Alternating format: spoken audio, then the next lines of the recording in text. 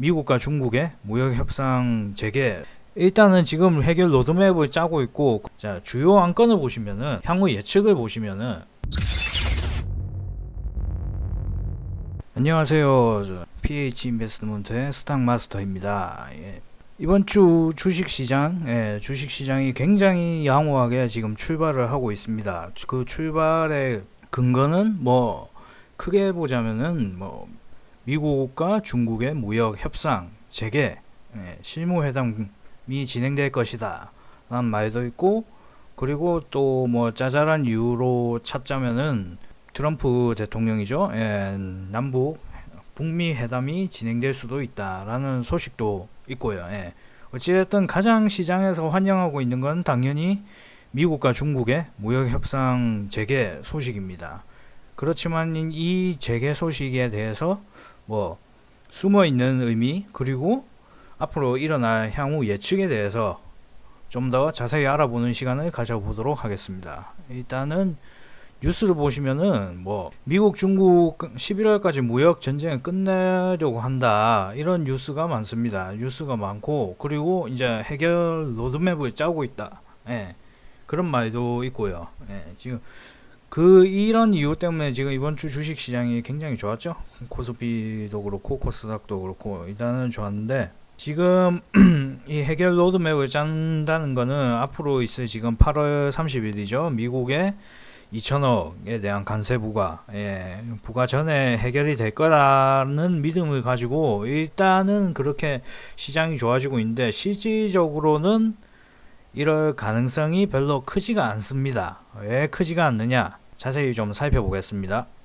일단은 지금 해결 로드맵을 짜고 있고, 그리고 뉴스에 보시는 바와 같이 지금 미국 같은 경우에 20일부터 23일까지 청문회를 합니다.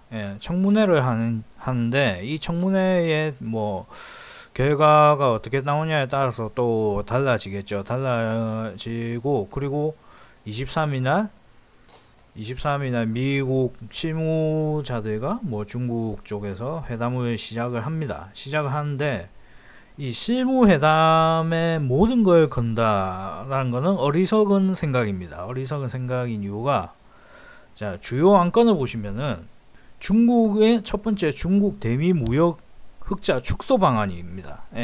미국의 주요 안건이죠. 지금 이거는. 두 번째는 중국 정부의 자국 기업에 대한 보조금 지원 문제. 공정한 경제에 어긋난다, 이 의미죠. 미국 입장에서 보면. 근데 이거는 당연히 중요한 안건이긴 합니다. 굉장히 중요하죠. 미국은. 왜냐, 공정한 경쟁이 되지 않는다는 미국 기업으로 보면은 피해를 입을 수밖에 없죠. 중국이나 미국 시장이나. 세 번째, 미국의 중국산 160억 달러 및 2천억 달러 관세 여부. 이게 지금 30일 날 예고가 되어 있습니다. 예고가 되어 있는 거고, 그리고 이게 안 될 가능성도 크다라고 생각해서 시장은 지금 상승 추세로 돌아선 겁니다. 돌아섰고, 그렇지만 이게 진짜는 아닙니다. 그리고 네 번째, 중국의 과도한 위안화 평가 절하 문제. 이것도 굉장히 중요한 문제죠. 여기에 대해서 또 조금 이따가 다시 설명을 해드리겠습니다. 그리고 다섯 번째, 중국의 지식재산권 탈취 및 남용 중단. 한국 사람들이라면 잘 아시겠죠. 중국이 특허나 아니면 뺏기기 이런 거 잘한다라는 건 거의 대한민국 사람이라면 모두가 아마 알만한 일 겁니다. 알만한 일일 거고, 여기에 이제 미국 정부가 확실하게 태클이 들어간다, 이 말이죠. 이때까지 참아왔던. 자, 여기서 첫 번째, 중국 대미 무역 흑자 축소 방안. 이게 가장 중요한데, 이게 과연 실현이 되겠냐, 그게 중요한 겁니다. 근데 솔직히 말씀드리자면은 8월 30일 날 이거죠. 얘들이 실행되기 전에는 좀 힘듭니다. 왜냐, 저 정도의 무역 흑자를 축소를 한다라는 건 중국 입장에서 보면 정말 장사를 하지 말아라, 이렇게 들릴 수도 있거든요.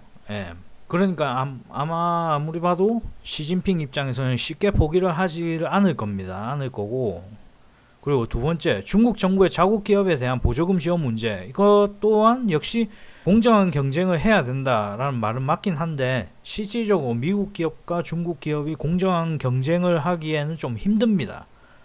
뭐 이건 솔직히 말씀드리면 보통 뭐 이걸 보시는 분들은 이미 거의 대부분 아시겠죠. 당연히 기술 격차가 엄청나다는 사실을, 미국 기업과 중국 기업. 그래서 중국 정부는 자국의 기업을 크게 성장시키기 위해서 좀 나쁜 짓을 많이 했습니다. 보조금 지원도 하고, 저기 다섯 번째 이유인 지식재산권도 탈취를 하고 뺏기기도 많이 했고요. 거기다가 여기 또 네 번째 이유도 나오죠. 중국의 과도한 위안화 평가 절하 문제. 이것 또한 굉장히 크게 문제가 되고 있습니다. 지금 중국이 지난번에 방송에 말씀드렸다시피 위안화 10% 관세를 부과를 했는데, 거기서 지금 시진핑이 항복을 할 줄 알았던 트럼프는 예상외로 시진핑이 항복을 하지 않자 깜짝 놀랐죠. 깜짝 놀랐는데, 깜짝 놀래고 시진핑 입장에서는 위안화 절하를 통해서 위안화를 절하를 시킴으로써 그 10%를 커버를 쳐버렸죠. 커버를 쳤는데 이제는 이게 문제가 되는 겁니다. 이게 만약에 중국 정부의 과도한 개입으로 인하여 위안화 평가 절하까지 되어버리면, 안 그래도 중국 정부가 지원하는 중국 기업 입장에서는 더욱더 매출이 늘어나는 효과를 가질 수가 있죠. 당연히 미국 입장에서 보면은 짜증나는 일이죠.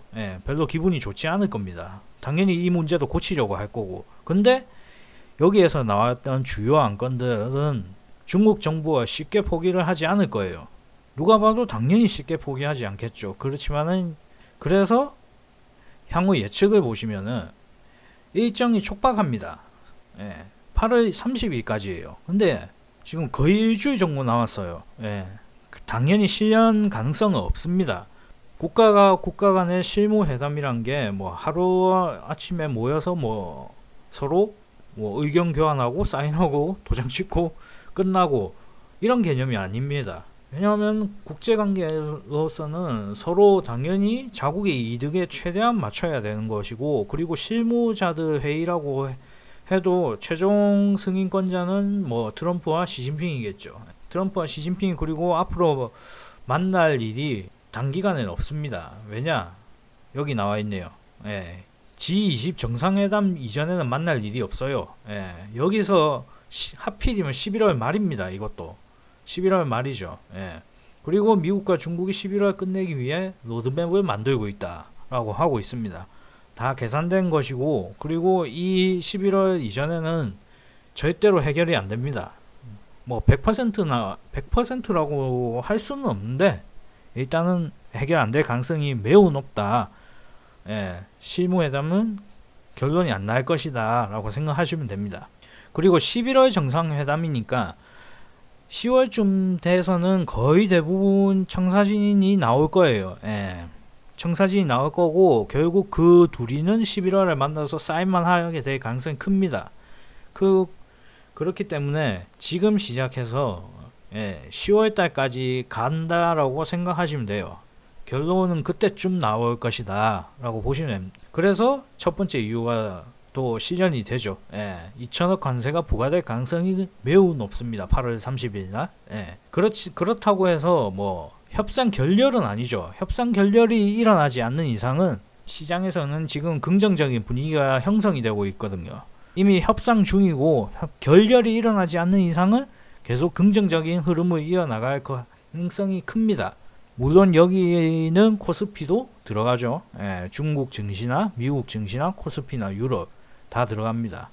중국의 지금 위안화 차트를 보면은 이 이후로 지금 계속해서 다시 상승을 하고 있습니다. 상승을 다시 하고 있고, 지금 다시 하락을 하고 있고, 일단은 지금 시장도 환율도 그렇고 지금 전체적으로 분위기가 좋게 흘러가고 있는데, 여기서 또다시 실무회담이 결론이 안 날 가능성이 큰 이유 중에 하나를 또 설명해 드리자면은, 러시아가 중국에게 LNG 수출을 시작을 했습니다. LNG 수출을 시작을 했다는 이 의미는 미국의 의존도를 좀 줄이겠다, 피해 보겠다, 이런 의미예요. 그리고 여기에 마찬가지로 퍼스트라고 되어 있죠. 첫 번째로 가기 시작한 겁니다. 그러니까 이제부터는 이제 미국에 대한 의존도를 중국이 줄고, 그리고 타 국가에 대한 의존도라고 해야 되나? 예, 의존도에 대해서 좀 더 늘리겠다. 그렇게 생각하시면 됩니다. 그래서 결론을 보시면은 8월 30일 날에는 문제가 생길 가능성이 크다.